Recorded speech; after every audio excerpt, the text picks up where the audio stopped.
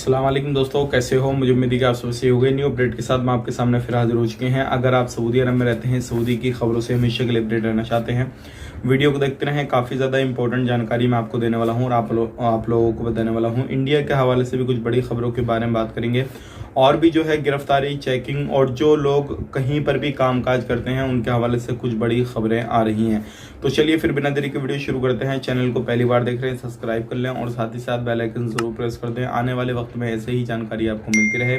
Facebook page पे देख रहे हैं, फेसबुक पेज को भी ज़रूर से ज़रूर फॉलो कर लें। सबसे पहले हम बात कर लेते हैं यहाँ पे, जैसे कि आपको मालूम है अभी जो है एक्सीडेंट के केस काफ़ी ज़्यादा सऊदी अरब के अंदर भी आ रहे हैं। तो अभी एक मदीना मुनव्वरा के पास में एक्सीडेंट हुआ, एक ही फैमिली के 3 लोग काफ़ी ज़्यादा घायल हुए, इनमें से 1-2 बंदों की मौत भी हुई है और जो लोग घायल हुए हैं उनको मदीना में जो नज़दीकी हॉस्पिटल पड़ा उसमें एडमिट वगैरह किया गया है। और यहाँ पर जो अभी एयर एम्बुलेंस यानी कि जो हेलीकॉप्टर एम्बुलेंस है तो उसका काफ़ी ज़्यादा यूज़ किया जा रहा है, क्योंकि जो ट्रैफिक है वो ज़्यादातर रोडों पर लगा हुआ रहता है। उससे जो भी ज़ख्मी होता है, जिसका भी एक्सीडेंट वगैरह हुआ होता है, उसकी जान को खतरा रहता है। तो इसलिए उस एम्बुलेंस का काफ़ी ज़्यादा यूज़ किया जा रहा है।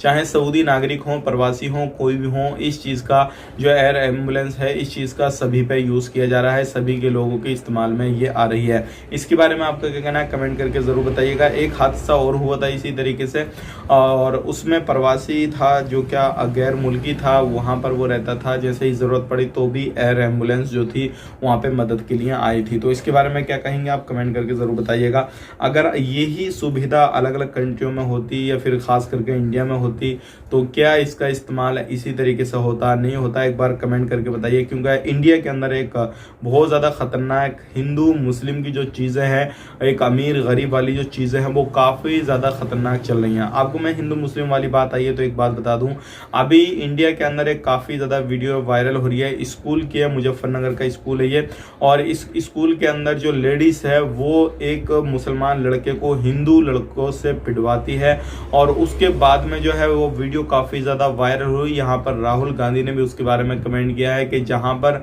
जो बच्चे हैं वो आने वाले वक्त में जो भविष्य बनते हैं देश का, उनको इस तरीके से जहर के बीच जहर उनके दिलों के अंदर डाला जा रहा है। ये किस तरफ हमारा देश जा रहा है, ये सारी चीज़ें अलग अलग तरीके से जो है चीज़ें बताई जा रही हैं, कहा जा रहा है। तो इसके बारे में आप क्या क्या कहना है, कमेंट करके ज़रूर बताइएगा। अगर इस तरीके से टारगेट करके एक मुसलमान लड़के को हिंदू लड़कों से पिटवाया जाए और टीचर की मौजूदगी में, क्योंकि टीचर भी हिंदू थी तो इसलिए उसने ये कदम उठाया और पता नहीं किसके बेस पर या किस लिए ये चीज़ें उठाएं। उसके बाद में जो घर में यानी कि जो फैमिली है उनका फैमिली का बयान आया और उसके बाद में कहा यह जा रहा है कि फैमिली के यानी कि जो बच्चे के बाप थे उन्होंने बयान देकर कहा है कि हम किसी भी तरीके से जो है केस वगैरह नहीं करना चाहते, हम इस पर समझौता कर लिए हैं हम, और हम इसे आगे नहीं बढ़ाना चाहते। तो आप खुद सोच सकते हैं वीडियो जब वायरल हुआ, ये सारी चीज़ें हुई तो किस तरीके से उस फैमिली पे दबाव डाला गया होगा, किस तरीके से उस फैमिली को फिर टारगेट किया गया होगा। और ये सारी चीज़ें आप खुद देख सकते हैं कि कब से कब तक जो है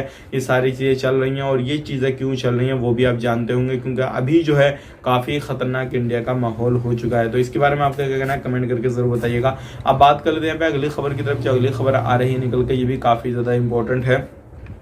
अगर आप कहीं पर भी रहते हैं सऊदी अरब के अंदर तो कुछ चीज़ों का ध्यान देना बहुत ही ज़्यादा ज़रूरी है, क्योंकि यहाँ पर बहुत सारे लोग जो है एक चीज़ का सवाल जवाब करते हैं कि हम अभी छुट्टी आए हुए हैं, छुट्टी आने के बाद में ज़बरदस्त से पूछ रहे हैं कि छुट्टी आने के बाद में अगर बाई चांस हम नहीं आते हैं, नकल कफाला किसी दूसरे के लिए लेना चाहते हैं, दूसरी कंपनी में काम करना चाहते हैं, हमारी कंपनी क्लोज हो रही है, हमारा कफिल नहीं बुलाना चाह रहा, तो ऐसा हो सकता है या नहीं हो सकता। तो यहाँ पर जवाब ने साफ साफ कह दिया है, अगर इस तरीके से आपको नकल कफाला लेना है तो के लिए आपको सऊदी अरब के अंदर मौजूद होना ज़रूरी है।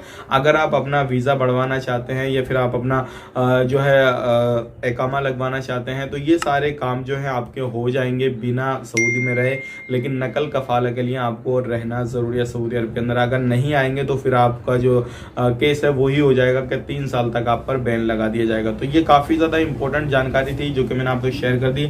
अगर आप कहीं पर भी रहते हैं, कुछ भी कामकाज कर रहे हैं तो इस चीज़ का ध्यान रखें।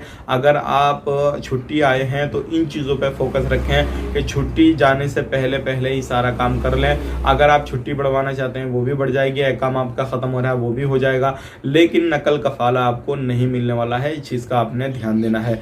अब बात कर लेते हैं यहाँ पे अगली खबर की तरफ। जो अगली खबर आ रही है निकल के, ये काफ़ी ज़्यादा इम्पोर्टेंट खबर है, क्योंकि हर बंदा कहीं ना कहीं काम करता है, चाहे वो कफिल के पास काम करे, कंपनी के पास काम करे, कहीं पर भी रहे, लेकिन जब वो छुट्टी आता है तो उसके पास में काफ़ी ज़्यादा लगेज होता है।